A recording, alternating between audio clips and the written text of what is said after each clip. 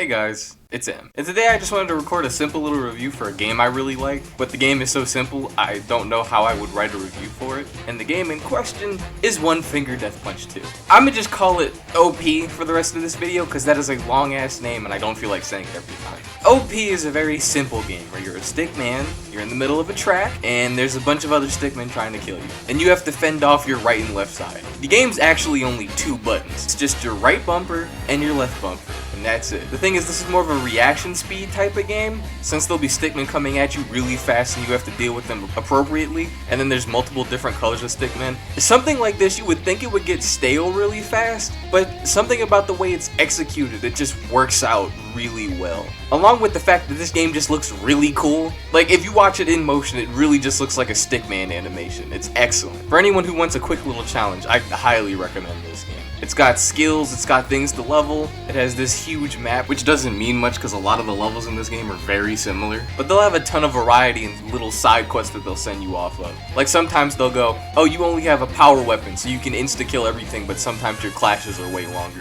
Or you're invisible but your attack range is bigger. There are little things like that to spice it up. And then when you beat the story, I believe everything is just random after a certain point. The other thing about it is they also have random really good art for no reason. You would think in a stickman game they wouldn't need that, but it just went really hard on the artist, I guess, because they have a ton of just drawn assets that show up while you're fighting and they look really good. I just don't understand why they felt the need to put so many in. Is the game perfect? No, not really. But for how simple it is, it's kind of hard to get a lot wrong. Like sometimes I feel like I'll press a button and my character doesn't react. It's not often. It's not enough times where I feel like I'm throwing my controller against the wall, but there's sometimes where you shoot a weapon and you go to hit in the other direction and it feels like it just doesn't register, which is annoying. You can't map your own buttons. Like if you're playing on PlayStation 4 and you have R1 and L1 as the attack buttons, you can't make them R2 and L2, which I feel like makes more sense and is just more comfortable on my hands, but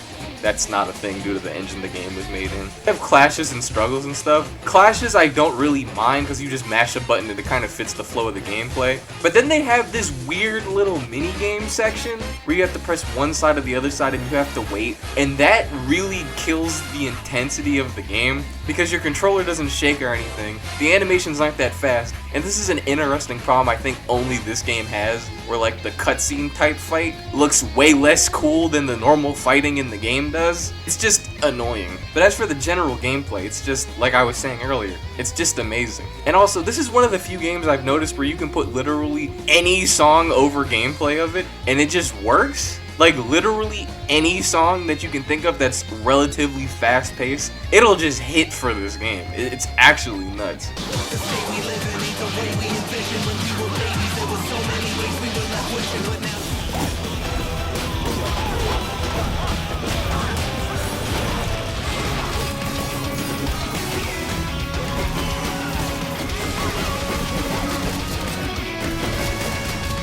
The other great thing is the difficulty in this game scales quite well, and I've never seen difficulty handled like this in any other game. I guess because I've never played any other game like it. The thing with this game is it moves at a certain speed. You can have the stickmen come at you faster or slower if you want to. There's a manual speed setting. So you would think, oh, if you just put it on the lowest, you don't really have to get that good. Thing is, in a majority of levels they have these stickmen, if you hit them, the game speed goes up, and you have to deal with them. So no matter what your skill level is, you're still gonna have to get slightly better because it'll gradually speed you up. So if you find the game easy at 2 times speed, it'll slowly speed up anyway to keep up with your skill level. If you have it at 1 time speed and you're comfortable with just that, it's gonna speed it up so it's still more challenging, but not as challenging as someone who wants to just run the game at 3 times speed. And I think that's really cool. Overall, I do love this game. It's not a game you will play till the end of time. It's a game that if you really like challenge, you're probably gonna love it and come back to it multiple times. I'd give it a 7 or 8 out of 10. It's not a masterpiece. If you look at the games coming out nowadays, it doesn't compare to those. But it's not trying to. It's trying to be a simple thing, and it does that simple thing really well. And with that, I've been Evan, and I am out.